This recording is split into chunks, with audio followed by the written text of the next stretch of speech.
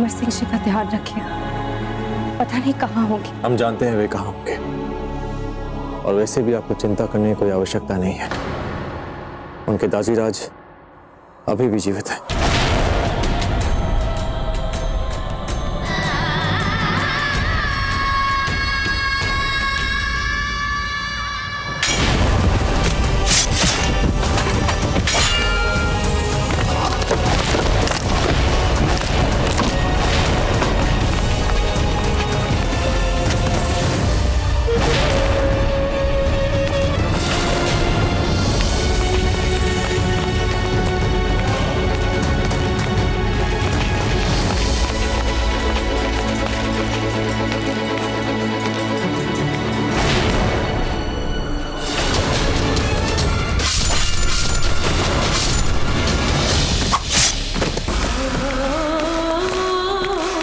हुजूर, मदद के लिए नई कुमुक को आने में काफी समय लगेगा और यहाँ के हालात तो आपके सामने ही हैं। हुक्म हो तो कुछ समय के लिए पीछे हट जाएं फिर। गुस्ताख, अपनी जबान को लगाम दे।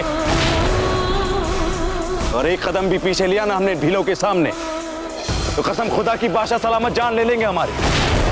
उनके सीधे सवाल होंगे, इतने सिपाही मरवा दिए, कहां तक पहुंचे हल्दी घाटी में, और उन्हें क्या जवाब देंगे हम?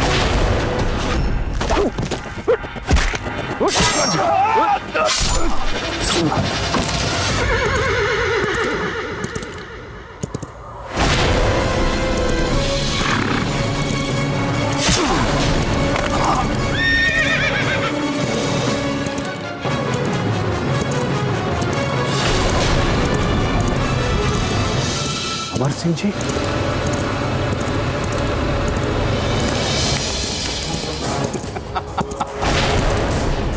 लो जी, मिल गई हमें फतेह की मुहर। सिपाहियों,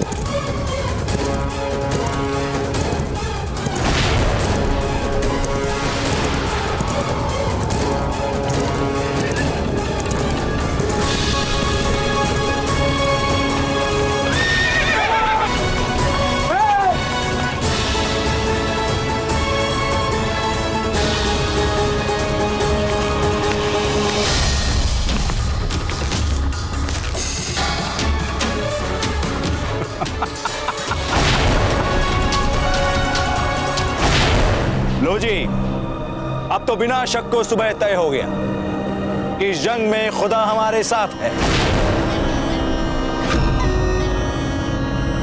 जब सारे रास्ते बंद हो गए तो पाक परवरदिगार ने कामयाबी का नया रास्ता खुला है हमारे सामने। इस जंग का सबसे बेशकीमती शख्स प्रताप, चलो वो ना सही, पर उसके बाद की सबसे कीमती चीज उसका इकलौता बेटा, उसका वारिस, वो चलकर आया हमारे सामने।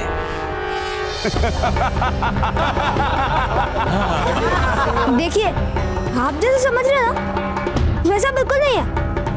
हम ये आपसे लड़ने नहीं, हम तो आपसे मित्रता करने आए हैं। हे भगवान, अमर सिंह जी तो वही चाल चल रहे हैं जो दारू ने चली थी। वास्तव में, क्योंकि हम तो इस युद्ध को लेकर अपने दाजीराज के साथ बिल्कुल सहमत नहीं है। हमारे विचार में तो ये युद्ध आत्मघाती है और ऐसा युद्ध में लड़ाई की जाए, और शत्रुता से तो मित्रता सदा सदा अच्छी ही होती है। चलिए, हम आपकी बात मान लेते हैं। तो हमें बताओगे कि भील कहां छुपे बैठे हैं? बोलो। अब देखो, दोस्ती ऐसे तो होती नहीं। आपको सबूत देना होगा कि आप हमारे सच्चे दोस्त हो। हमें भीलों को दिखाना होगा। हमारे लिए उन भीलों को उनके छुपे हुए ठिकानों से बाहर निकालना होगा, तभी तो मानेंगे कि आप हमारे सच्चे दोस्त हो। बोलिए। एकदम ठीक। तो ले चलो मैं भीलों के अड्डे पर। हमारा मतलब है कि वो जहां छुपे बैठे हैं, तब करेंगे बाद में दोस्ती की गुफ्तगू साथ में बैठकर। इतनी जल्दी कैसे मान गया ये मुकद्दर? ठीक है, आइए। यदि हम कुछ मुगलों को भी मारने में सफल हो जाते हैं तो भी हमारे लिए कोई छोटी उपलब्धि नहीं होगी। जी चलिए।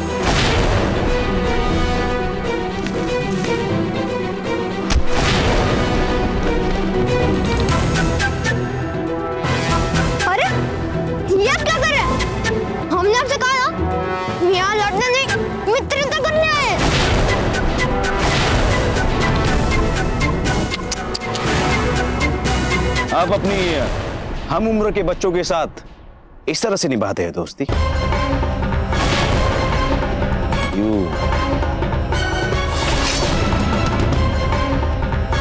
हथियार लेके लग जाए ना, खून निकलता है। ये खेलने के खिलौने नहीं है।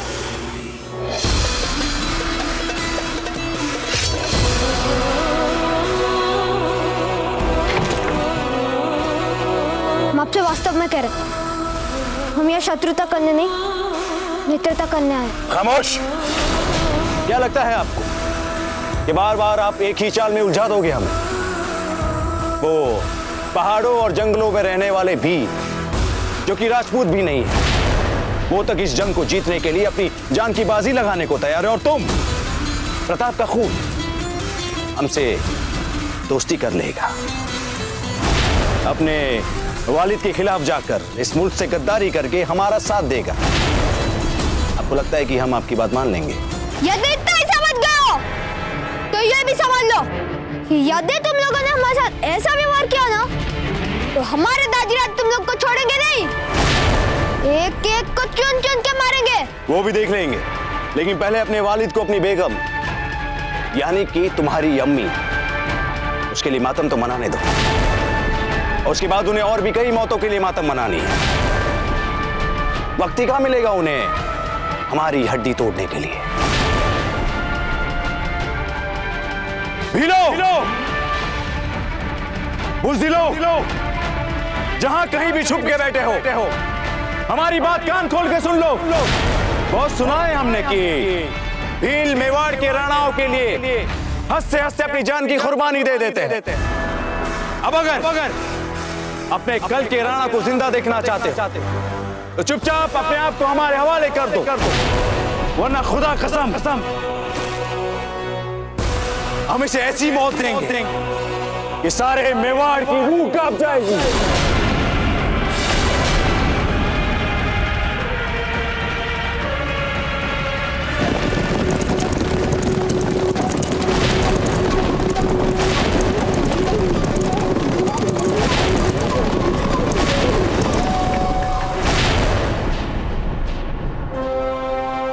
लाहौल बिला कुव्वत।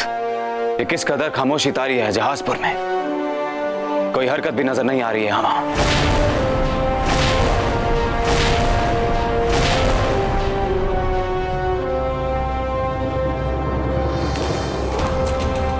शहंशाह का इकबाल बुलंद हो।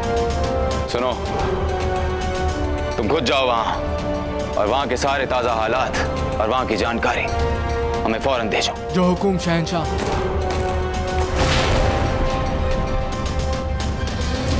शहंशाह का इकबाल बुलंद हो। खबर आई है कि महाराणा प्रताप उदयपुर से अपनी फौज के साथ यहाँ के लिए रवाना हो चुके हैं हुजूर।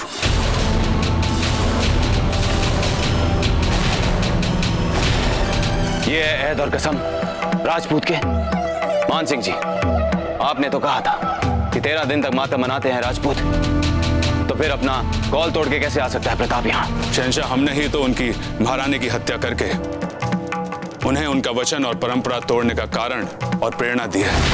शहंशाह, हमने चित्तौड़ के आला फौजी नायब आसिफ खान को खबर भेज दी है। शहंशाह, आसिफ खान बहुत ही खतरनाक और सिपाही जंगजू है और मुझे पूरा यकीन है कि वो बीच रास्ते में ही रोक लेगा प्रताप की बढ़ती बढ़त को। मेरे बहादुर जाबाज सिपाहियों, आज की जंग हमारी कुव्वतों की इम्तिहान की जंग है। ये कोई रोजमर्रा वाली मामूली जंग नहीं है सिपाहियों, ये तो तवारीफ करने वाली जंग। शहंशाह हिंद का हम पे रहम व करम है, जो उन्होंने इस इलाके के सबसे मशहूर और मारूफ रियासत चित्तौड़ और उसका बेहतरीन किला में बख्शा। आज वक्त आ गया है कि हम शहंशाह के दिए हुए तमाम बख्शीशों के बदले अपनी हकीर खिदमत पेश करें। हमें हर हाल में शहंशाह को जल्द से जल्द ये खुशखबरी देनी है कि हमने प्रताप को हल्दी घाटी पहुंचने से पहले ही निपटा दिया। मेरे बहादुर सिपाहियों, आज चित्तौड़ हमारा है। इंशाअल्लाह कल उदयपुर भी होगा हमारे पास। शहंशाह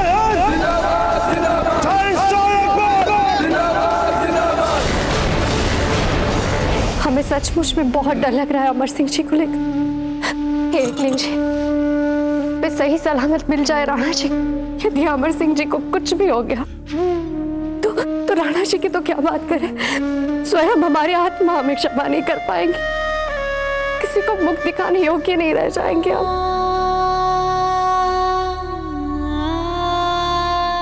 हमें सचमुच में बहुत डर लग रहा है अमर सिंह जी को लेकर।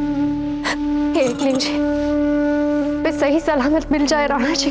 यदि अमर सिंह जी को कुछ भी हो गया तो राणा जी की तो क्या बात करें, स्वयं हमारी आत्मा हमें क्षमा नहीं कर पाएंगे, किसी को मुख दिखाने योग्य नहीं रह जाएंगे हम। भाभी साहब, अमर सिंह जी को कुछ नहीं होगा, आप देखिएगा। और माँ साहब, कम से कम आपको तो दादा भाई के सामने भाभी साहब के विरुद्ध ऐसी व्यंग बातें नहीं करनी चाहिए ना। हमें अच्छा नहीं लगता ऐसी बातें करना, पर समय देख रही हैं, चारों ओर दुख है, संकट है, युद्ध का समय चल रहा है। अगर ऐसी घड़ी में हम सच नहीं बोलेंगे तो कब सच बोलेंगे? हमने पहले भी युद्ध देखा है और केवल यह सीखा है कि सच कितना भी कड़वा और कितना भी मीठा क्यों ना हो, युद्ध के समय सच बोलना चाहिए।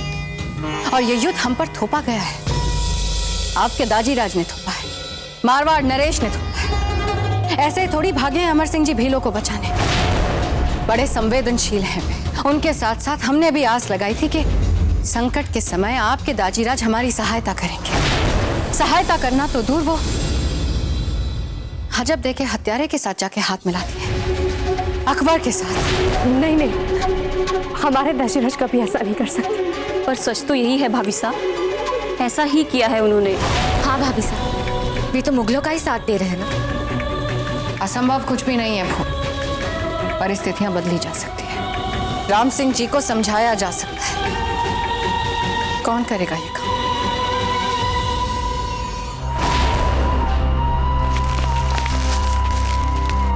राणा पुंजा, हम जानते हैं तुम यहीं कहीं छुपे बैठे हो। सोच लो, हमारे एक इशारे पर ये तमाम भाले मेवाड़ के मुस्तकबिल को नेस्ते नाबूद कर सकते हैं। बाहर निकलो अपने अड्डे से, अपने आप को हमारे हवाले कर दो, वरना हम इसे खत्म कर देंगे।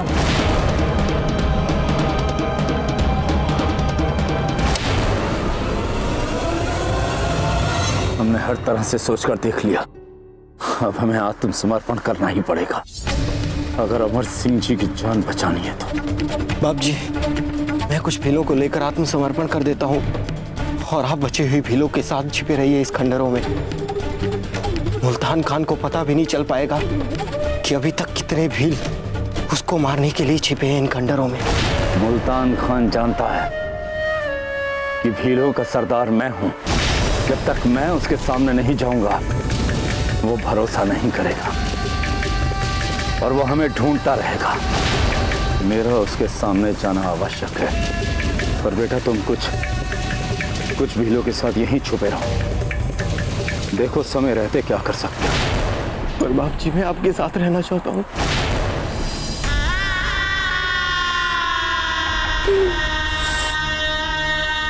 चाहता तो मैं भी यही हूं बेटा, पर यह हम भीलों की परीक्षा का समय है। मुझे जाना होगा, मुझे उनके सामने जाना होगा।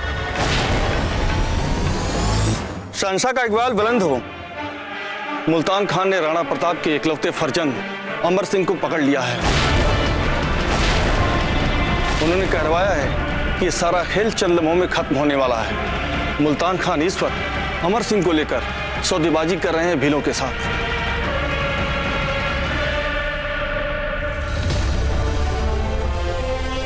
भीलों ने अगर हमारे खिलाफ सर झुका लिया तो फिर उदयपुर तक पहुंचने के रास्ते का सबसे बड़ा रोड़ा खत्म। या खुदा, तेरा शुक्र है।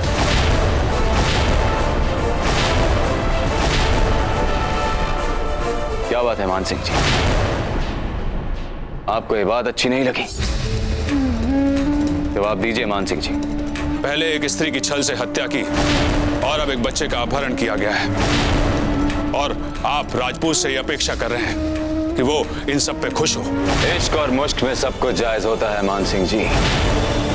जीत की ओर बढ़ रहे हैं हम।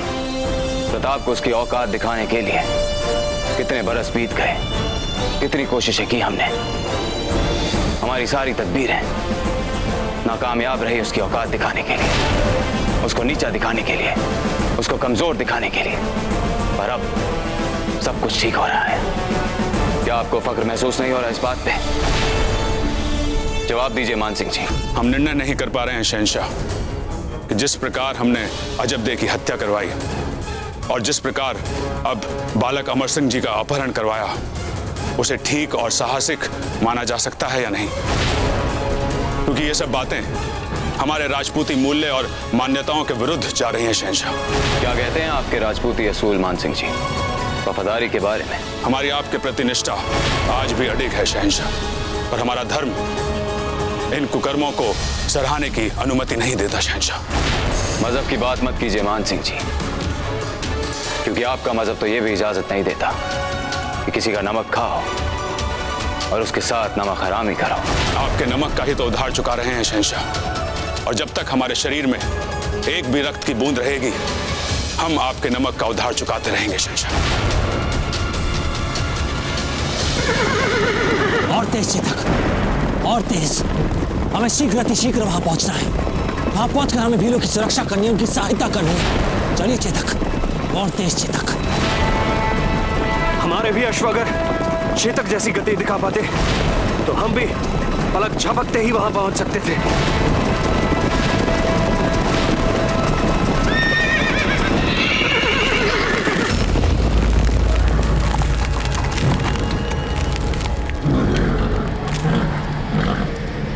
क्या बात है चेतक, अब अकस्मात रुक क्यों गए? चलिए, हमें वहां पहुंचना है चेतक, चलिए। प्यास लगी होगी सर राणा जी। नहीं भीम सिंह जी, ये प्यास वाली हिन्नहाट नहीं है। अवश्य ही हमसे कुछ कहना चाह रहा है, कोई संकेत देना चाह रहा है। वो संकेत जो हम पिछली बार समझ नहीं पाए और अजब देखो हमें खोना पड़ा था। क्या बात है चेतक, क्या कहना चाह रहे हैं आप? स्पष्ट कहिए चेतक।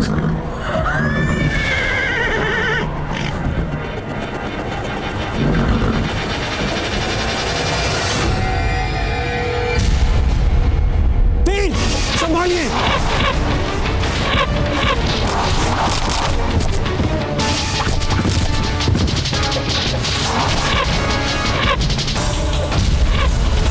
सब अपने अपने भाले ऊपर उठाएं।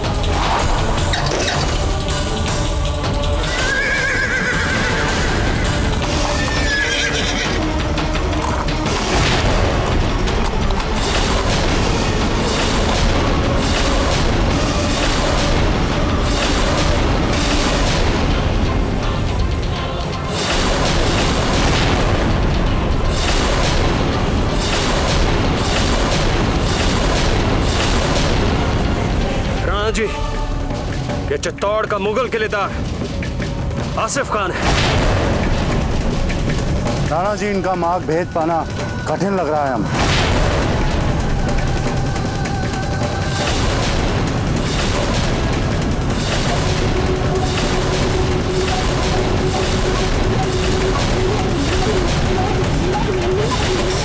अगर अपनी जान की सलामती चाहते हो तो भाग जाओ यहाँ से चुपचाप।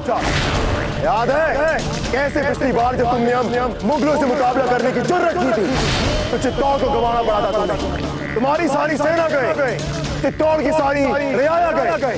खुदा के लिए फिर से वो गलती मत दोहराओ। भाग जाओ यहाँ से अपनी जान बचा के जंगलों में, क्योंकि बहुत जल्द हमारे शहंशाह की मुगल फौज उदयपुर तक पहुंचने वाली। और अगर हो सके तो अभी भाग कर जाओ और कम से कम इस बार अपनी जितनी भी आवाम को बचा सकते हो बचा लो, वरना जैसे चित्तौड़ में हमारे हाथों तुम्हारा बच्चा मारा गया, कोई वैसी दास्तान उदयपुर में भी ना दोहरानी पड़ जाए हमें। क्योंकि उदयपुर तो तुम बचा ही नहीं पाओगे मुगल फौज। कम से कम अपने लोगों को और खुद ही को बचाने की कोशिश कर लो। वैसे मैं बता दूं तुम्हें प्रताप, वक्त बहुत तेजी से निकलते जा रहा है तुम्हारे हाथ।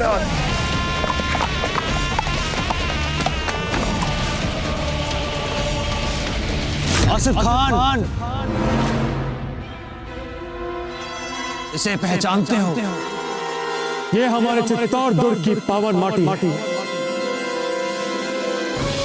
इसे सदैव आपके साथ ही रखते, सोते जागते उठते बैठते ये हमारे साथ ही रहती है। जानते हो क्यों? क्योंकि इसे देख देख हमारे मन में एक विचार आता है जो हमें कोसता है, कुचलता है, कौनता है कि कैसे हमारे दुर्ग को अपवित्र बनाने वाले मुगलों को हम मौत के घाट उतारें, कैसे हम तुम्हें मौत के घाट उतारें, तुम्हारी इस सेना को मौत के घाट उतारें, कैसे हम अपने चित्तौड़ दुर्ग को मुगलों से वापस ले सकें। ऐसे विचार हमारे मन में हर क्षण उत्पन्न होते हैं और हमें कचोटते हैं। ये माटी हमें प्रेरणा देती है, प्रोत्साहित करती है कि हम मुगलों से बदला चित्तौड़ के संहार का बदला। और वैसे हम राजपूत हैं, हमारी परंपरा रही है कि हम पीछे से वार नहीं करते, तुम कायरों की बात। हम छल से आक्रमण नहीं करते, सीना ठोक कर हम आक्रमण करते हैं। तो कहो हम तुम्हें कैसी मौत दें? आज तुम्हारी सेना को हम कैसे समाप्त करें? कहो, हम तुम्हें निराश नहीं करेंगे, वचन देते हैं हम। हमारे पास इसकी फिजूल बात में उलझने का वक्त नहीं है। हमला!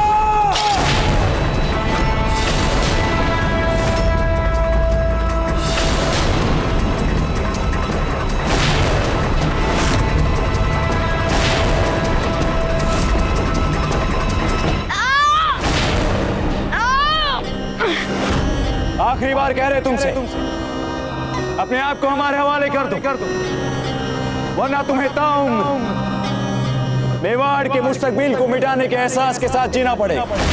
मेवाड़ के शाही खानदान के इस आखिरी वारिस की मौत के लिए जिंदगी भर दुनिया तुम्हें कोसे, हमारा क्या? हम तो मार देंगे इसे, और खुदा कसम सचमुच में मारेंगे इसे।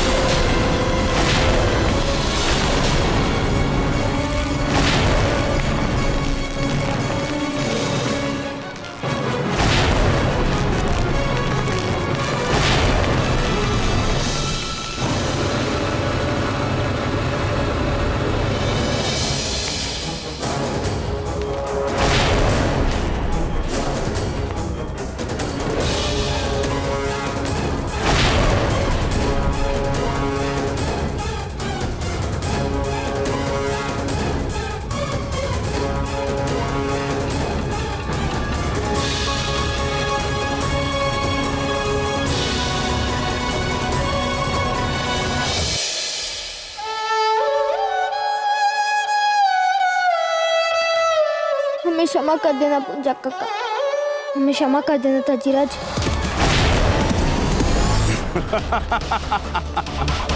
लाहौर बिलाखो यकीन नहीं होता कि तुम मुट्ठी भर भीलों ने 30,000 सिपाही हलाक कर दिए मुगल फौज के। अमर सिंह, तुम्हें तो इनाम मिलना चाहिए शहंशाह की तरफ से। काफी काबिल तारीफ काम किया है तुमने हमारे लिए।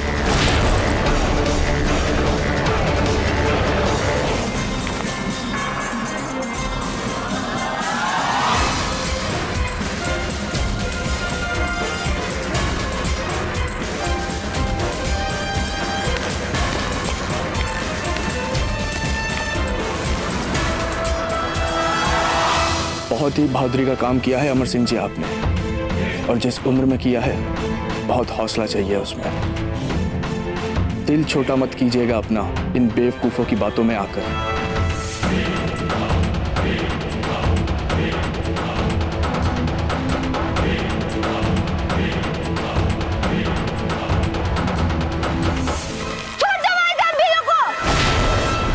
हम आपको बदले में उदयपुर दे देंगे।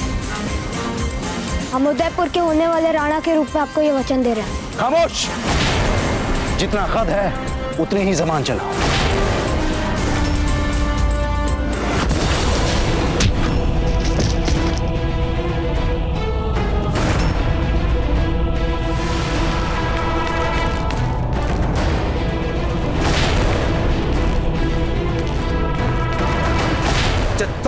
उस नरसंहार को ना ही हम ना ही हमारा परिवार और ना ही हमारी प्रजा आज तक भूल पाई है और ना ही हम कभी भूलेंगे, इस आशा में कि हम तुम मुगलों को एक दिन मौत के घाट उतार देंगे, क्योंकि तुमने हमसे हमारा घर छीना, हमसे हमारा चित्तौड़ छीना। आसिफ खान, तुम्हें तो आज मरना ही होगा और हमारे हाथों मरना होगा, क्योंकि हमारे पास तुम्हारे लिए 5660 तरीके हैं। तो क्या तुम हमारा सामना करने के लिए पूर्ण रूप से तत्पर हो, तैयार हो? क्योंकि हम और हमारी सेना तो तैयार है। तुम और तुम्हारी सेना को मौत के घाट उतारने के लिए, किंतु तुम्हें देख हमें ऐसा प्रतीत नहीं हो रहा कि तुम तैयार, क्योंकि तुम्हारे कुछ ही क्षणों की तैयारी और हमारे वर्षों से तुम्हारे लिए मारने के लिए जो हमारी योजना हम बना रहे हैं, तुम्हारे प्रति हमारे हृदय में उबलता हुआ हमारा क्रोध वर्षों से, तुम्हारे प्रति हमारे हृदय में उबलते हुए हमारी घृणा वर्षों से, तुम्हारे लिए हमारे हृदय में उबलता हुआ हमारा रक्त, क्या ये इन सबका सामना कर पाएगी? सौभाग्य की बात देखिए, क्या नियति ने तुम्हारे सामने 2 विकल्प रखे, क्योंकि हमें शीघ्र जाकर अपने भील साथियों की सुरक्षा करनी, उनकी सहायता करनी। पहला कि तुम चुपचाप शांतिपूर्वक इस मैदान को छोड़कर भाग जाओ, इस आशा के साथ कि एक दिन तुम हमारे साथ वीरों की भांति लड़ोगे और उसके पश्चात वीरगति प्राप्त करोगे। और दूसरा, यदि तुम आज हमसे उलझे तो हम तुम्हें एक ऐसी दर्दनाक मौत देंगे कि तुम्हारी पूर्वजों की आत्मा तक कांप उठेगी। चुनाव तुम्हें करना।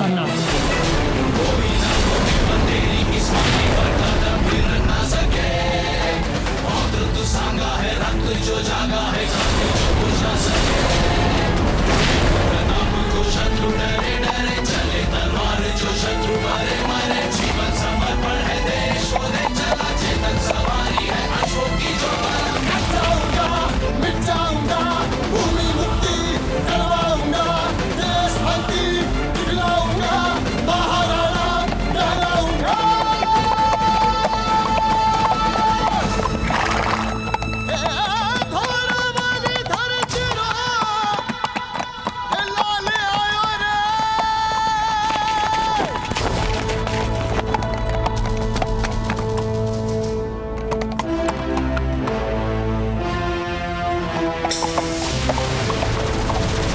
मुझे हम दावे के साथ कह सकते हैं कि तुम्हारे साथ सभी भीलों ने अपने आप को नहीं किया हमारे हवाले। मेरे सारे भील तुम्हारे सामने हैं। मान लेते हम तुम्हारी बात, क्योंकि तुमसे काफी फायदा उठाना है। हम बहस नहीं करते हम इस बातों को, मुद्दे की बात करते हैं। अब तुम हमारी मुगल सेना को इस खंडर से बाहर निकलवाओ, और इस बीच अगर हमारा एक भी सिपाही हलाक हुआ तो खुदा कसम एक सिपाही के बदले तुम्हारे 5 भीलों के हाथ काट देंगे हम।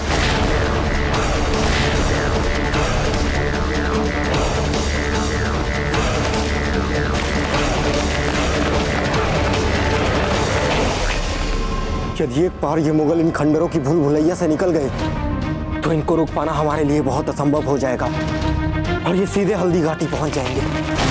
और बाप जी का तो सारा अभियान इन मुगलों को हल्दी घाटी जाने से रोकने का था। हमें भी पता है ये सब बात, पर इस समय सरदार और अमर सिंह जी के प्राणों को संकट में नहीं डाल सकते, इसलिए कोई आक्रमण नहीं करेगा। हम सिर्फ आशा कर सकते हैं तो वो धीरे धीरे निकले, रोक नहीं सकते इनको।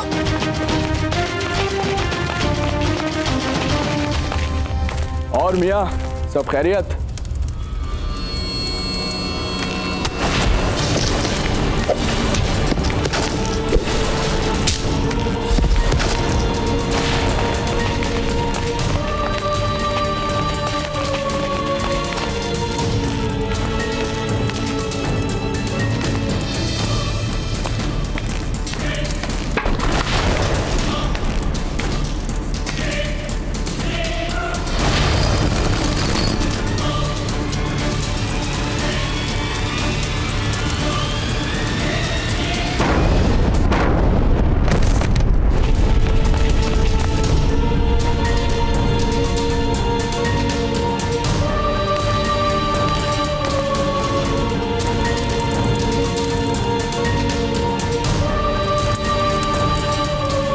चलाई हमारी तोप?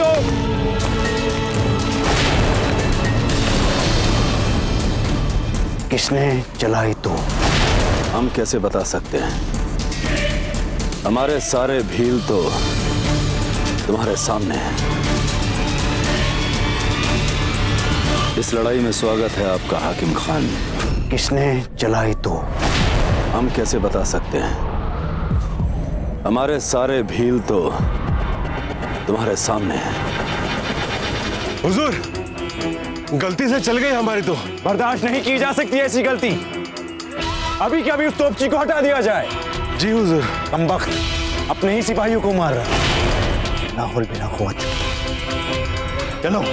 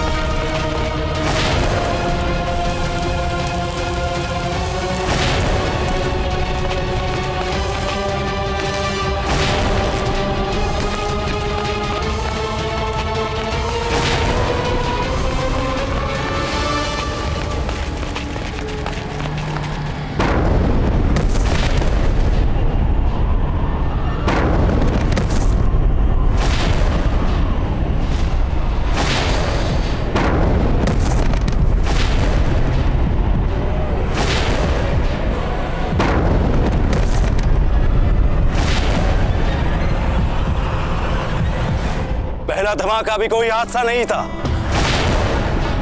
जरूर हमारे बीच कोई घुसपैठिया है जो ये हिमाकत कर रहा है। सिपाही, पूरी पलटन की तलाशी ली जाए। हमें लगता है कि हमारे बीच कोई राजपूत है। ढूंढो उसे फौरन।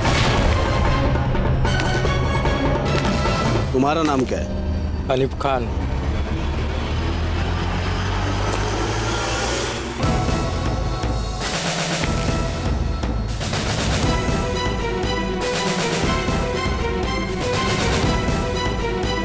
तुम दिखने में कुछ अनजान से दिखते हो। बोल के बताओ, उर्दू में शहंशाह के बारे में कुछ लफ्ज बोलो। शहंशाह जलालुद्दीन मोहम्मद अकबर के जाहो जलाल और अजमत को चंद लफ्जों में कैद कर पाना, भला मुझ जैसे हकीर बंदे की बस की बात कहाँ हो सकती है हुजूर। वह तो खुदा है हमारे। ठीक है, रुक जाओ।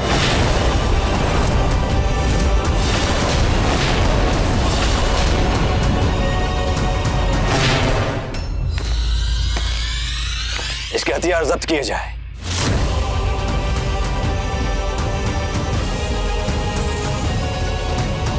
क्या कहा तुमने? खुदा है तुम्हारे लिए। हमारे शहंशाह कभी ये बर्दाश्त कर ही नहीं सकते कि सच्चा मुगल सच्चे खुदा के होते किसी इंसान को खुदा कहने का गुफ्र करे। और एक मुगल सिपाही तो ये गलती कभी कर ही नहीं सकता।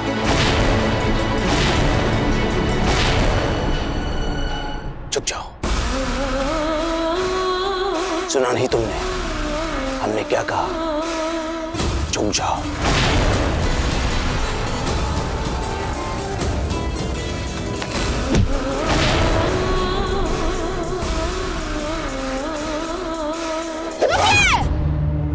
मत मारिए इन्हें।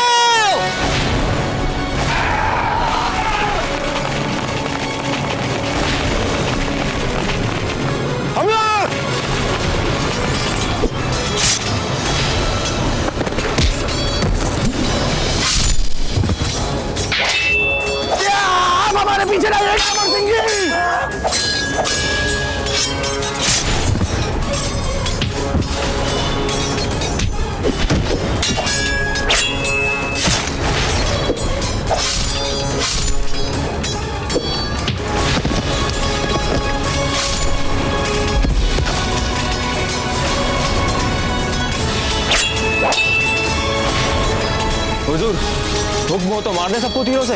गलती से भी ऐसा मत करना। भील हमारे सिपाहियों के बीच घुस गए हैं। अगर भीलों को तीर मारोगे तो हमारे भी तो साथी मरेंगे। इसलिए जो भी करना है तलवार के जोर पे करना है।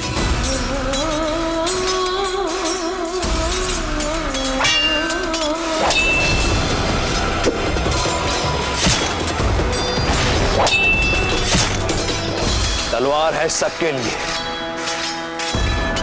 और जिसकी वजह से ये तमाम हंगामा बरपा है उसके लिए तो हमारा ये जहर बुझा तीर ही काफी है।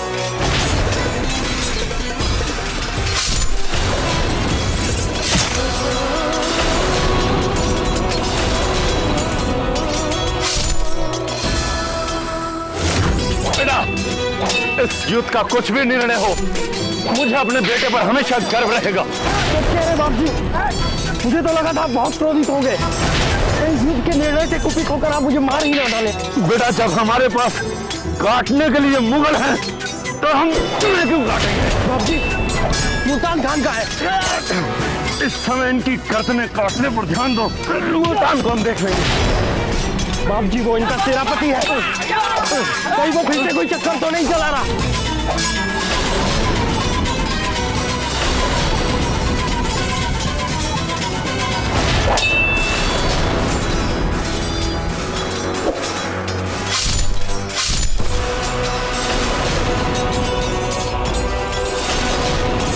अमर सिंह जी, अमर सिंह जी, बढ़िया बात है। अमर सिंह जी,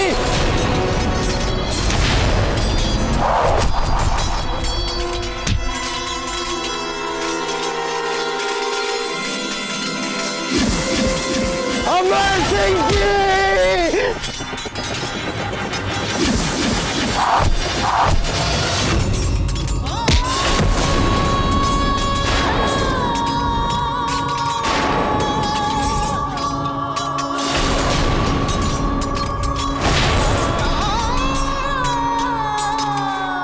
मेघा! मेघा!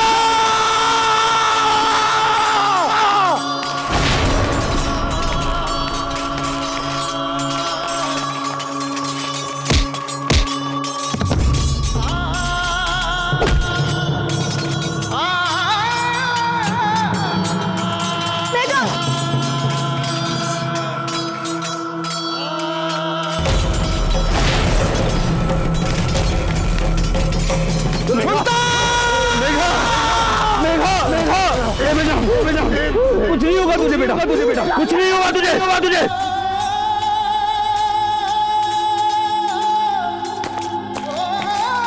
हमने राणा जी को वचन दिया, इन मुगलों को हम हल्दी घाटी तक नहीं पहुंचने देंगे।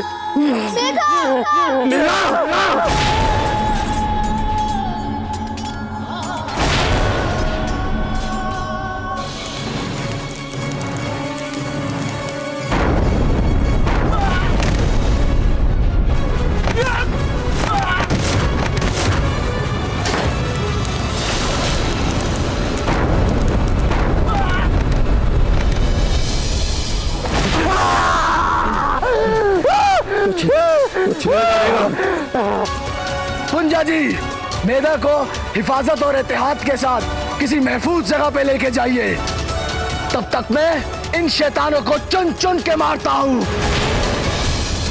जाइए अमर सिंह, इन मुगलों ने हम भीलों का बहुत रक्त बहाया। जाइए जाइए अमर सिंह, जाइए। मेघा, कुछ नहीं होगा, महादेव हमारे साथ हैं।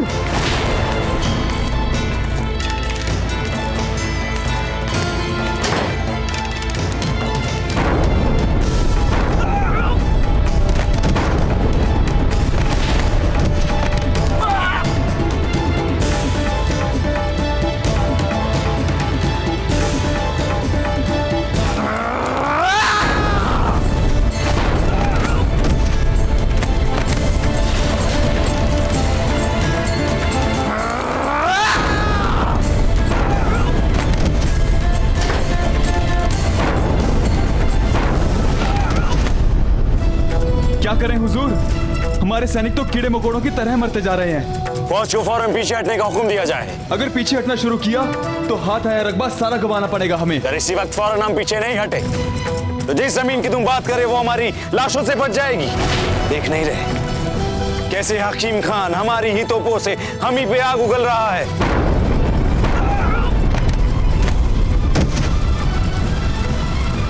फौज फौरन मैदान छोड़कर पीछे हटेगी। पीछे हट।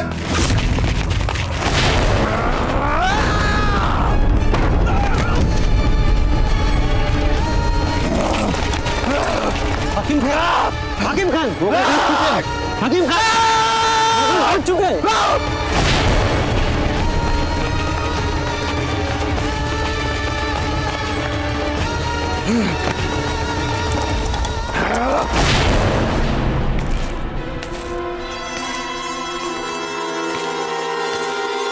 वो अब कल सुबह ही लौटेंगे अपने आज के इस नुकसान की भरपाई करने।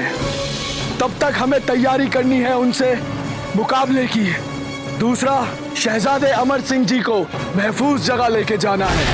और तीसरा, मेघा का भी फौरन इलाज करवाना है। आज जो बहादुरी आपने दिखाई है अमर सिंह जी, माशाअल्लाह, फक्र है हम सबको आप पे। मरहबा।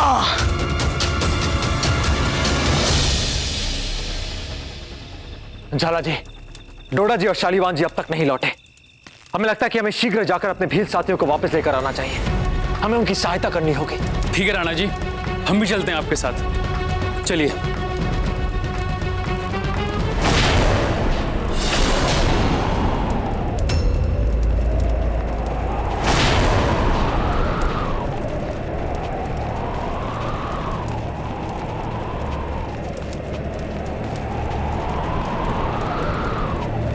मेघा, बेटा उठना। हकीम खान साहब, थोड़ा जल्दी चलिए ना। मेरे मेघा का बहुत रक्त बह गया है, जल्द से जल्द उपचार की आवश्यकता है। देखिए राणा जी, मेरा बेटा मुगलों से लड़ते लड़ते घायल हुआ है, पर बहुत रक्त बह गया रहा। हमारे खेमे में सारी जड़ी बूटियां हैं, इसे जल्द से जल्द वहां ले जाना होगा। एक बार जड़ी बूटी लग गई तो ये ठीक हो जाएगा, फिर लड़ेगा मुगलों से। चलिए राणा जी। आप पूंजा जी, हमें शीघ्र चल इनका उपचार करना चाहिए। आइए हाकिम भाई, चलिए।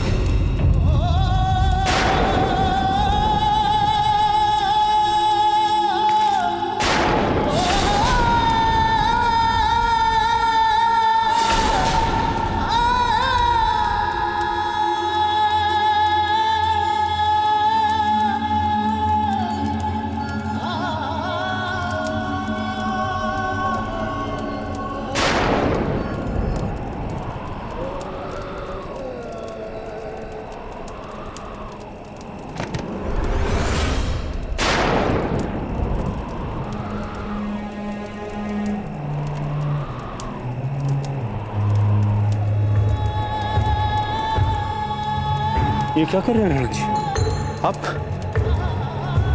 आप मेरे बेटे की आंखें क्यों बंद कर रहे हैं? आप आंखें बंद करेंगे तो वो सो जाएगा, फिर मैं उसे उठाऊंगा कैसे? वो मुगलों से कैसे लड़ेगा राणा जी? पूंजा जी, आपके बेटे अपनी अंतिम सांसें ले चुके हैं, संभालिए अपने आप को। ये कैसी बातें कर रहे हैं राणा जी? देखिए, अभी तक हाथ गरम है मेरे मेघा की। कुछ नहीं हुआ मेरे मेघा, राणा जी कुछ नहीं हुआ है। ये मेघा पूंजा जी, इनकी सांसें बंद हो चुकी हैं। ये कैसी बातें कर रहे हैं राणा जी? आप झूठ बोल रहे हैं। आप पूंजा जी, हम झूठ नहीं बोलते। तो बोल दीजिए कि आज आप झूठ बोल रहे हैं। कैसे बोल दे पूंजा जी, कैसे बोल दे कि हम झूठ बोल रहे हैं?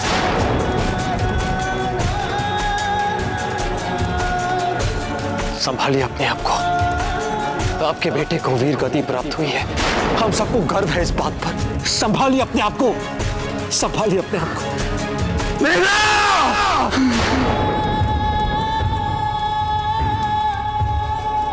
पूंजा जी, हम आपके बेटे का बदला उस मुगल से अवश्य लेंगे। नहीं छोड़ेंगे उस तुर्क को, नहीं छोड़ेंगे हम उस मुगल को।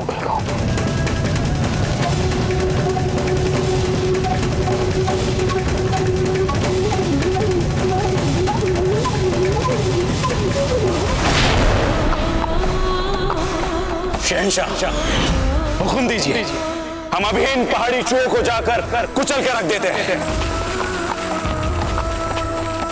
क्या हुआ जनाब? हम ऐसे मैदान जंग छोड़ के नहीं जा सकते शहंशाह के पास। कितने यकीन के साथ शहंशाह ने हमें हमारी जिंदगी की सबसे बड़ी मुहिम इस जंग की बागडोर सौंपी थी हमारे हाथों में। अपनी हारी हुई शक्ल नहीं दिखा सकते हम शहंशाह को, कभी नहीं। पर हुजूर, लड़ते लड़ते आप भी काफी थक चुके होंगे और हम भी थक चुके हैं। बाकी बची हुई सेना पूरी तरीके से पस्त हो चुकी है। कम से कम नई फौजी कुमुक को आने तो दीजिए हमारी मदद के लिए। नहीं, हमारी फौज के जंग जीतने के जज्बे में कभी भी, किसी भी वक्त, कैसे भी हालात क्यों ना हो, उसमें कमी नहीं आ सकती। और वे लोग बचे ही कितने हैं, हमने खुद अपनी आंखों से देखा है। उनकी तादाद काफी कम हो गई है। उनकी औकात ही नहीं बची अब हमारी इतनी बड़ी फौज का सामना करने की, उन्हें रोकने की। ठीक है हुजूर, फिर आज रात का खेमा हम यहीं लगाते हैं और यहीं पे इंतजार करते हैं फौजी इमदाद की। और कल सुबह होते ही हम दुश्मनों पे हमला बोल देंगे।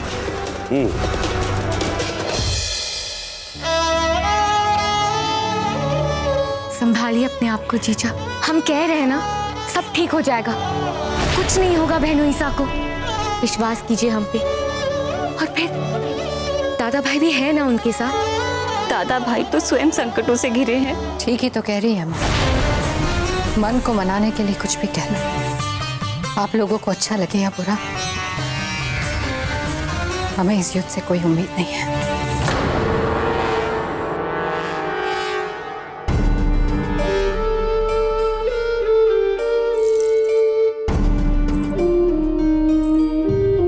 छोटी माँ, आप बड़ी हैं हम सबसे, राजमाता है आप मेवाड़ की। अनगिनत युद्ध देख चुकी है आप, अनेक परिस्थितियों का सामना कर चुकी है। आपको तो हम सबका मनोबल बढ़ाना चाहिए, किंतु आप अपने ही भय को अंतिम सच मानकर हम सबको भी डरा रही है। हम मानते हैं जिन परिस्थितियों में और जिस तरह से अजय हमें छोड़कर चली गई, उस बात को हम आज तक नहीं भुला पाए, बल्कि तब से लेकर आज तक अजीब से आतंक के साए में जी रहे हैं हम। हर समय अजीब सा भय का जोड़ता रहता है हमें कि जिस तरह से अजय हमारी आंखों के सामने से चली गई, कहीं ऐसे सब कुछ ना खो दिया। राणा जी को, अमर सिंह जी को, सगे संबंधियों को, युद्ध भूमि में लड़े हमारे वीरों को, ये महल, ये दुर्ग, ये प्रजा। फिर हमने सोचा यूं काल्पनिक भय में जीने से क्या लाभ, यदि हम यूं ही सोच सोच कर अपने वर्तमान को निर्बल बना देंगे तो आने वाले भविष्य का सामना कैसे कर पाएंगे। यदि कल्पना करनी है तो निराशा की क्यों की जाए, आशा की क्यों नहीं, युद्ध में अपनी विजय की क्यों ना की जाए, सुख और समृद्धि से भरपूर भविष्य की क्यों ना की जाए। आप बिल्कुल ठीक कह रही है भाभी साहब।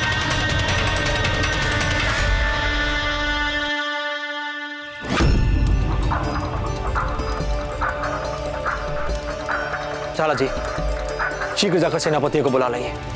हमें एक महत्वपूर्ण मंत्रणा करनी है रणनीति बनाने के लिए। मुल्तान खान और उसकी सेना को करारा उत्तर देने के लिए हमारे पास एक योजना है। जब 20 स्थितियां उसने हमारे विरुद्ध खड़ी की हैं, उसे रोकने के लिए हमें शीघ्र ही कुछ करना होगा। उन्हें हमें पूर्ण रूप से समाप्त करना होगा। जाइए।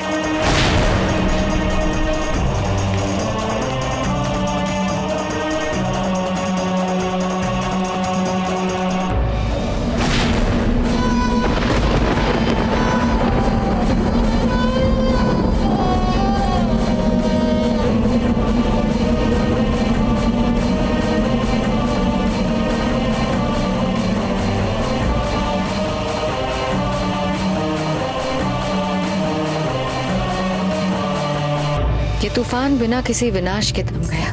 न जाने कैसा समय चल रहा है कि प्रकृति भी मन लगाकर अपना काम नहीं कर रही।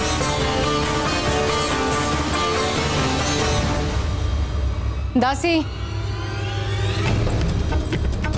यदि युद्ध भूमि से कोई भी समाचार आए तो हमें तुरंत सूचित कीजिए। या परवरदिगार, बरसों से हमने जो ख्वाब देखा था मेवाड़ पर फतेह पाना, तेरे रहमो करम के साथ बस एक ख्वाब हकीकत में बदल नहीं पाना है। इधर हमने उदयपुर पे फतेह किया और उधर मेवाड़ पर जीतने का हमारा ख्वाब पूरा हुआ। बस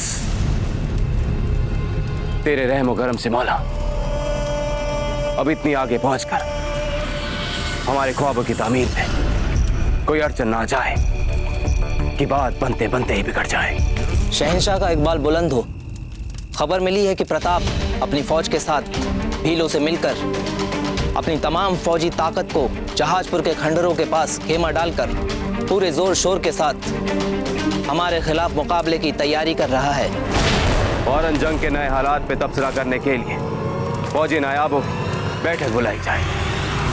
हमें फौरन मुल्तान खान की मदद के लिए तरोताजा फौजी कुमक को भेजना है ताकि वो वहां कल मेवाड़ की फौज का मायावी के साथ सामना कर पाए। भीलों के साथ साथ अब प्रताप भी आ चुका है अपनी फौज के साथ। बस इस बदलते हालात का नए अंदाज से सामना करना पड़ेगा हमें। अमर सिंह जी, आप जाके अपने खेमे में विश्राम कीजिए।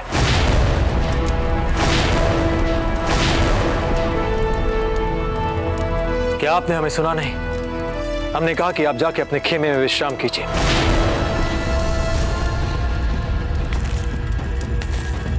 आज भले हमें अपने असंख्य भील वीरों और मेघा का बलिदान देना पड़ा, किंतु इस भारी कीमत चुकाने के उपरांत भी आज एक अच्छी बात हुई है, और वो ये है कि हम कुछ हद तक मुगलों को रणभूमि से पीछे हटने में हमें विवश कर दिया है उन्हें। इसका श्रेय जाता है हाकिम भाई के अद्भुत शौर्य और हमारे भीलों के पराक्रम और बलिदान को।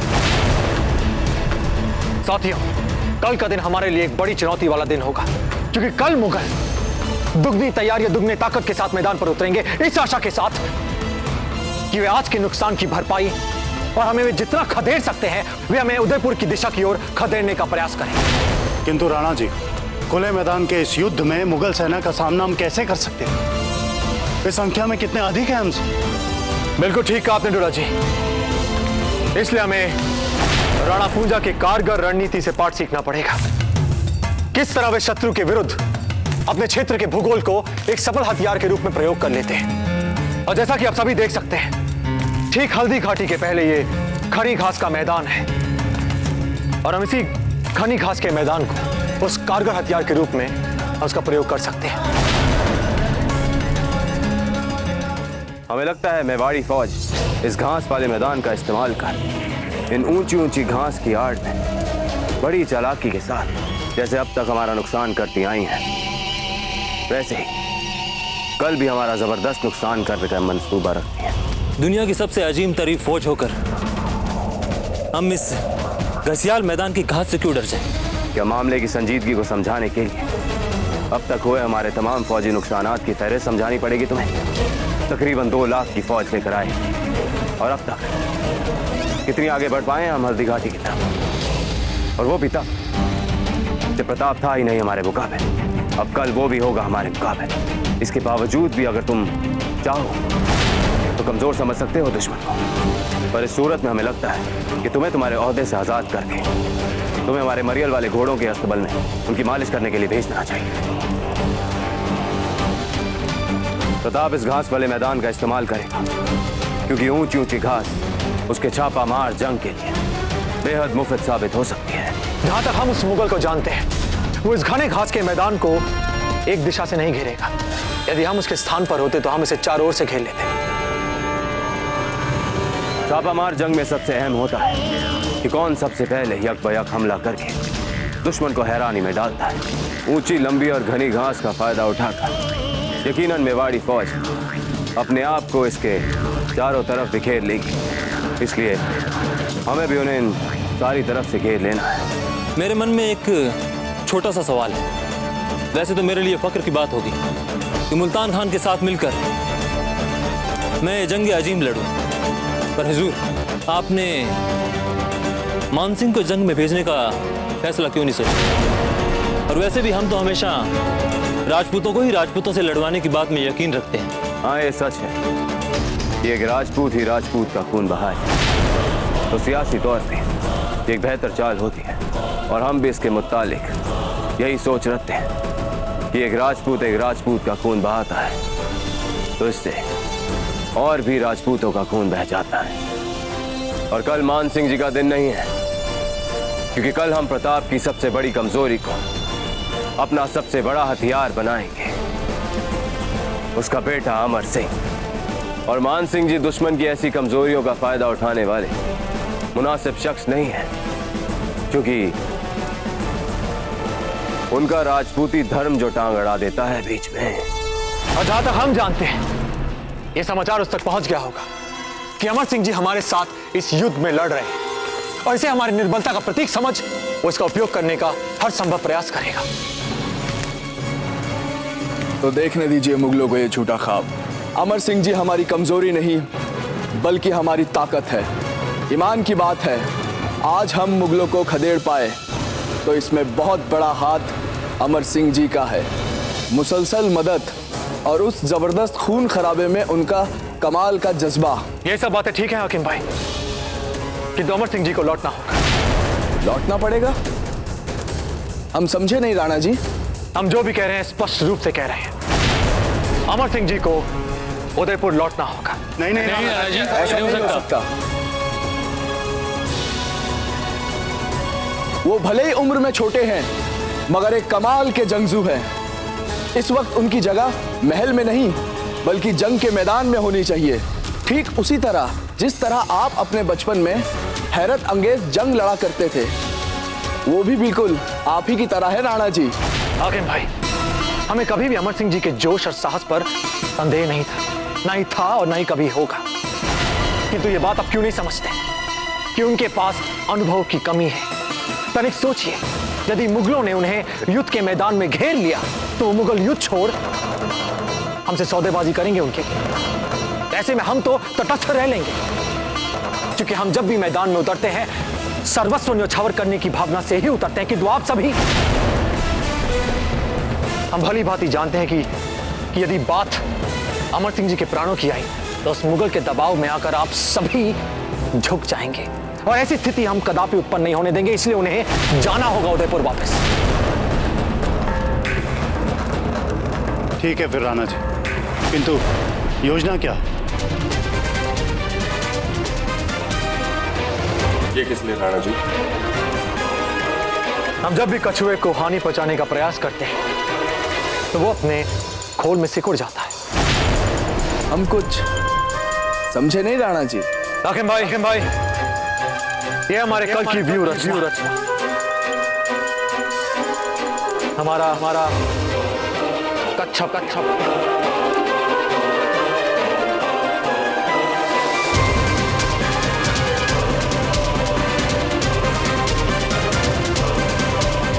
पूंजा जी, हमें पिता की वेदना, उसके दुख, उसकी पीड़ा को भली भांति समझ सकते हैं।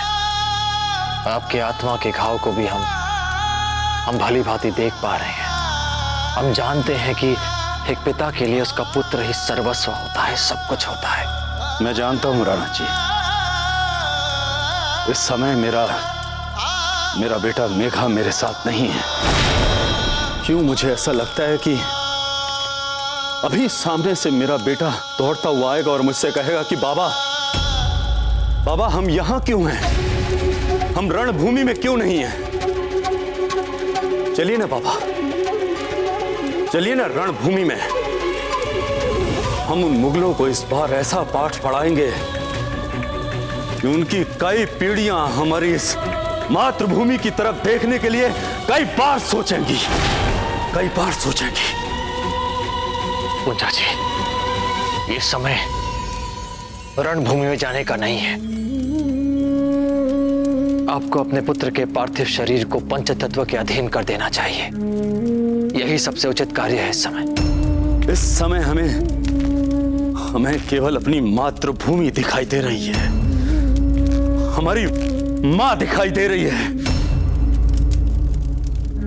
जिस मां के लिए हमारे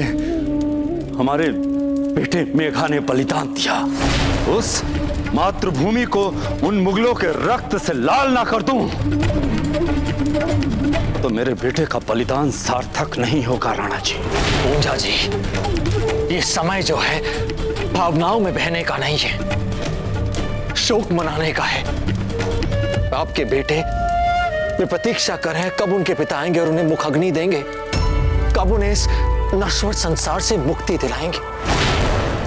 और रही बात युद्ध की, तो हम लेंगे प्रतिशोध, हम जाएंगे युद्ध में। परंतु किंतु कुछ नहीं, क्योंकि हम दोनों भली भांति जानते हैं कि कर्तव्य जो है भावनाओं से बड़ा होता है। हमारा आपसे विनम्र निवेदन है, कृपया जाइए, पूरे विधि विधान के साथ अपने पुत्र का अंतिम संस्कार कीजिए, क्योंकि इस समय सबसे उचित कार्य यही है आपके लिए।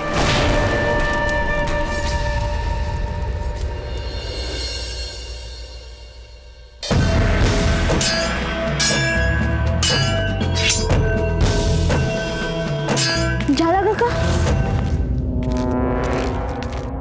आज तो आप सब इतने सुबह उठ के व्यस्त हो गए ना। क्या करें कुंवर सा, युद्ध का समय है ना। झाला काका, इतना तो हम भी जानते हैं, हमें बस अपने इतना जानना है कि दाजीराज की आज की रण योजना क्या है और उसमें हमारा क्या स्थान है। हमारे विचार से इसका सबसे अच्छा उपाय यही है कि आप स्वयं सीधे जाके अपने दाजीराज से ही पूछें ये सब। और दाजीराज तो सुबह अति भोर से अपने सैनिकों के साथ व्यस्त है, और ऐसे में यदि हम उनके पास चले गए और वे हम पे क्रोधित हो गए तो? नहीं कुंवर सा, आप पर क्रोधित होने का तो कोई प्रश्न ही नहीं बनता। आप तो उनके सर्वश्रेष्ठ सैनिकों में से एक है।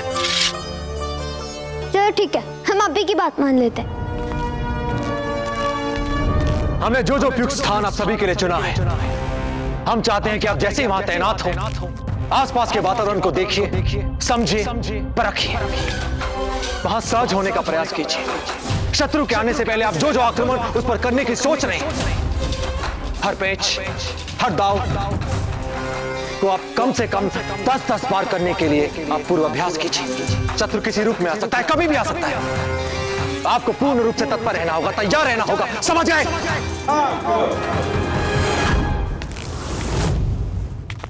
बीच में व्यवधान डालने के लिए हम आपसे क्षमा चाहते हैं दाजीराज, पर हम आपसे हमारे स्थान और भूमिका के बारे में पूछने आए।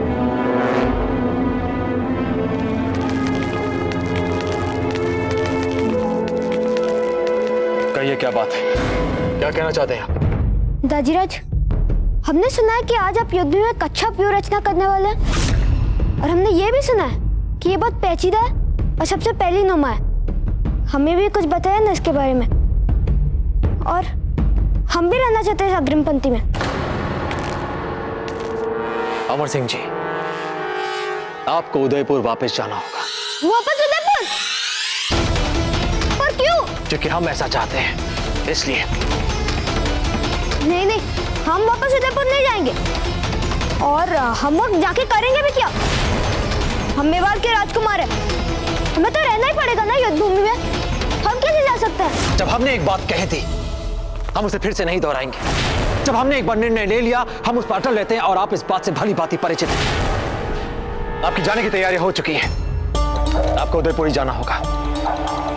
हमें क्षमा कर दीजिए, पर हम आपके आदेशों को मानने से इनकार करते हैं राणा जी, ताकि मेघा जैसे कई वीर योद्धाओं को आपके लिए अपने प्राण गंवाने पड़े। जी हाँ, यही सत्य है, क्योंकि आप बिना किसी को कहे, बिना हमारी अनुमति के आप युद्ध के मैदान में चले गए। आपके इस मूर्खतापूर्ण आचरण के लिए मेघा को अपने प्राण गंवाने पड़े। ऐसे और कितने वीर योद्धा हैं जिन्हें अपने प्राण गंवाने पड़ेंगे आपके लिए? बताइए, उत्तर दीजिए हमें। लज्जित होना चाहिए आपको। हमें क्षमा कर दीजिए दाजीराज, अब हमारे कारण किसको अपने प्राण नहीं गंवाने पड़ेंगे। हम इसी क्षण वापस उदयपुर जा रहे हैं।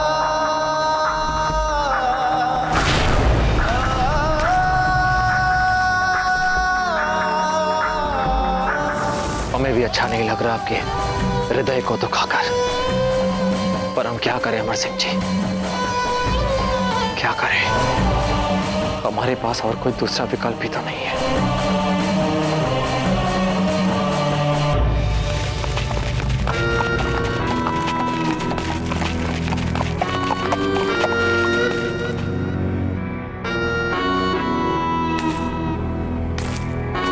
खुशामदीद महलुल खान, खुशामदीद।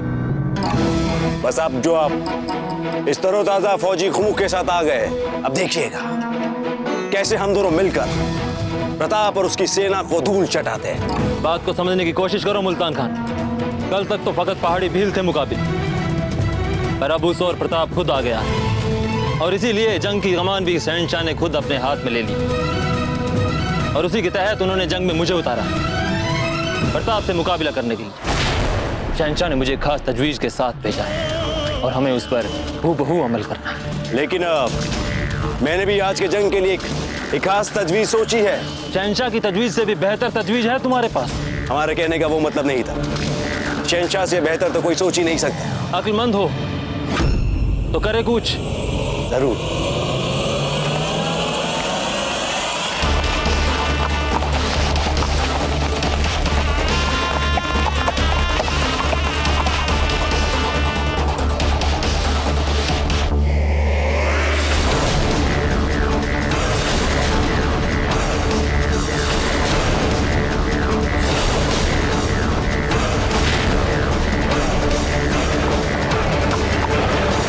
सिपाहियों, घेर लो इसे।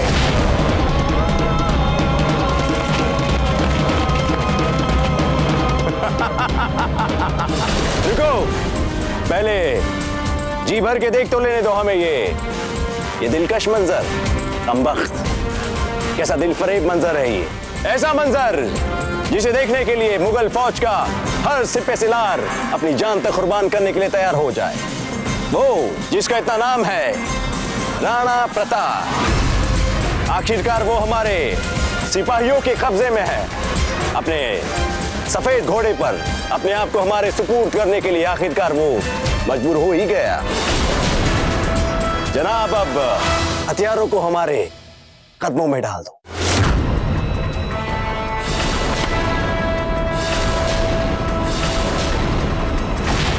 अब ये मत कह देना कि तुमने अकेले दम यहां से बाहर निकलने का कोई रास्ता ढूंढ लिया है। 50,000 मुगल सिपाहियों ने घेर लिया है तुम्हें। अब यहां से बच निकलना नामुमकिन है तुम्हारे लिए। अब हमारा ज्यादा वक्त जाया मत करो। अब मुझे अपने शहंशाह के पास ले चलने दो तुम्हें। फिर वहां चाहो तो तुम शहंशाह के पास अपनी पुरानी दोस्ती के दिनों का वास्ता देकर रहम की गुहार लगा सकते हो। और हो सकता है कि शहंशाह गुजरे दिनों का ख्याल करके तुम्हें कोई आसा मौत आता फरमा दे। वैसे उम्मीद कम लगती है हमें इस बात की, क्योंकि शहंशाह ने तुम्हारे लिए तरह तरह की खतरनाक मौतें सोची है। हमें नहीं लगता कि तुम्हें देखने के बाद वो अपने आप को तुम्हें इनमें से एक भी सजा देने से रोक पाएंगे।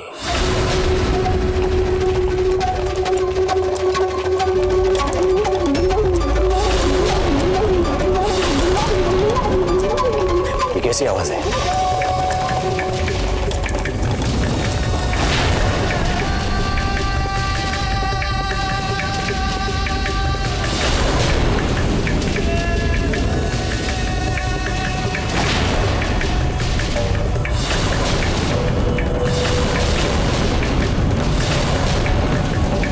सिपाहियों, होशियार!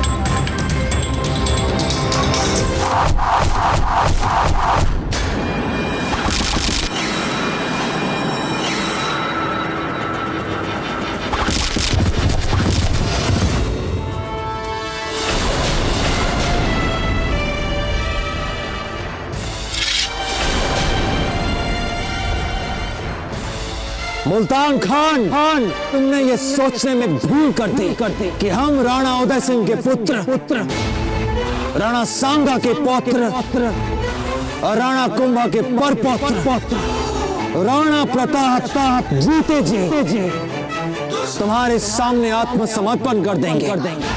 तुम्हारी दूसरी भूल कि तुम हमारी ही मातृभूमि पर अपने अपवित्र पवन लेकर आए हमें ही अपने 50,000 सैनिकों का भय दिखा रहे हो। हमारे ही धरती पर तुम्हारा इतना साहस। सिपाहियों, मार दो इन्हें।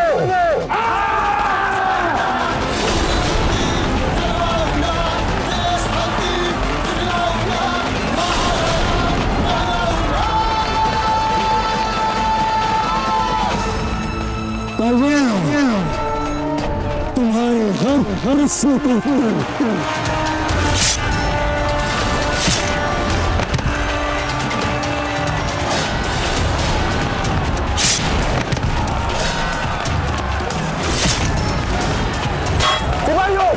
जाओ।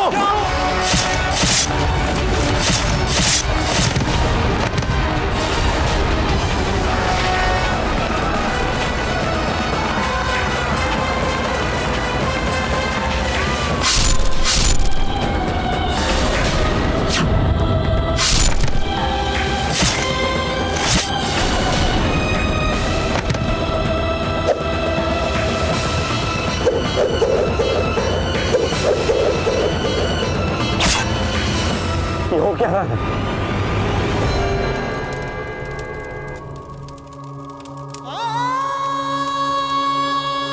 बेटा, इस युद्ध का कुछ भी निर्णय हो, मुझे अपने बेटे पर हमेशा गर्व रहेगा। अग्नि दीजिए सरदार।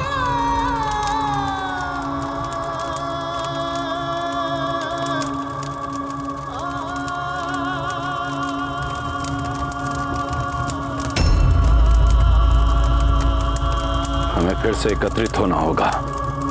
सबको एकत्रित होकर संगठन बनाकर युद्ध भूमि में मुगलों के विरुद्ध राणा जी के साथ जल्द से जल्द सम्मिलित होना होगा।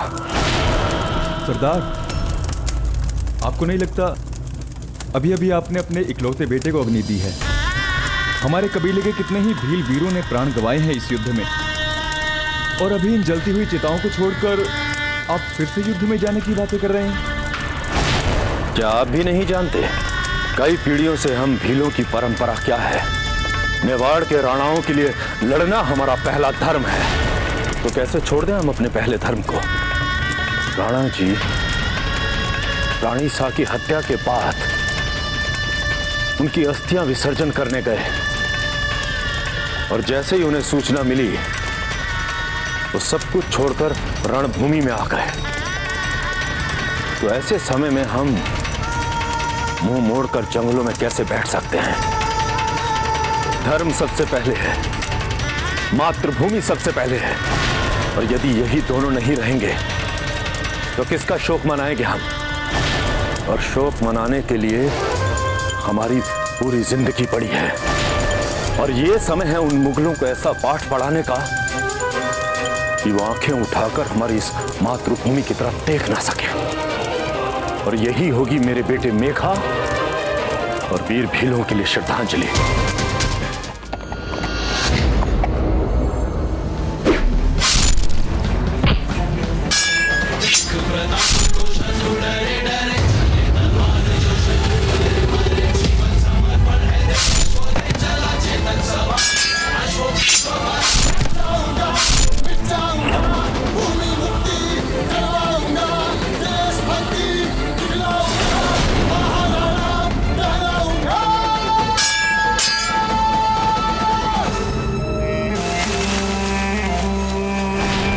बाहर आ जाइए हमारी आखिरी टुकड़ी के सैनिकों, मार डालिए इन बचे खुचे मुगलों को भी।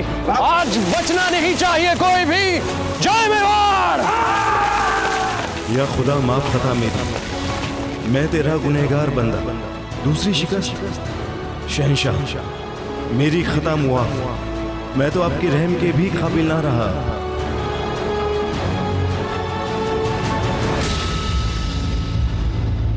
मरहबा शहंशाह, मरहबा। वाकई बेमिसाल है आपकी दानिशमंदी शहंशाह। बहलोल खान, तुम हमारी फौज के सबसे चालाक मक्कार और फरेबी से फैसलार हो। एक ऐसे जंग जिसकी वाकफियत ही नहीं है किसी इंसानी उसूल के साथ।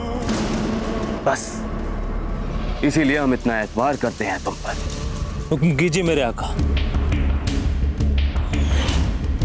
बहलोल खान, तुम चाहे जो कर दो, पर जंग का पहला दौर तो प्रताप ही जीतेगा।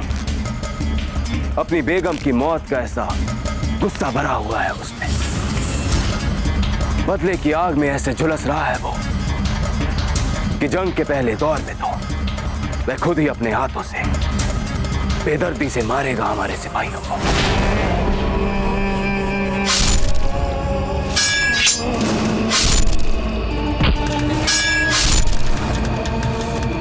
तो फिर क्या करें हम शहंशाह? मरने दे हमारे सिपाहियों को अपनी ही आंखों के सामने बेदर्दी के साथ।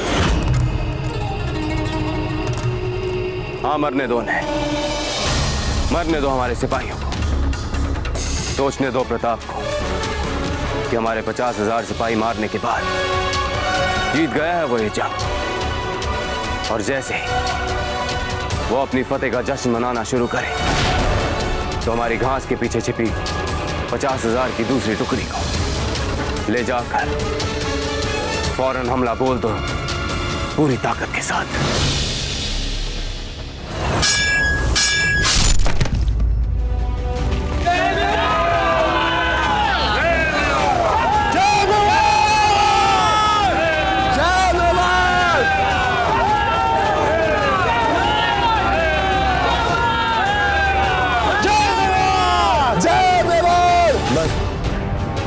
यही सही वक्त है हमले का। इशारा करो अपने सिपाहियों को। तो शहंशाह, आपके कहने का मतलब है कि हम खुद अपने ही सिपाहियों को शिकार पकड़ने के लिए कुर्बानी के बकरे की तरह इस्तेमाल करें?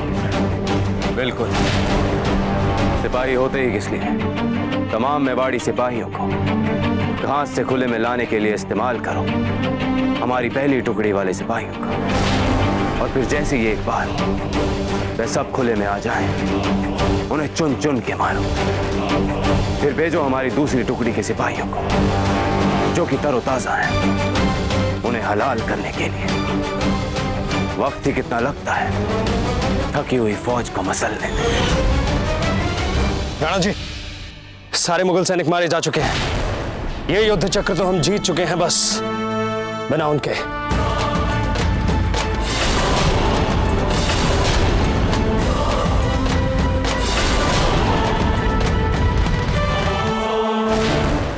मेवाड़ के वीर महाराणा प्रताप के जीवन को करीब से जानने के लिए चैनल को सब्सक्राइब करें और बेल आइकॉन दबाना न भूलें।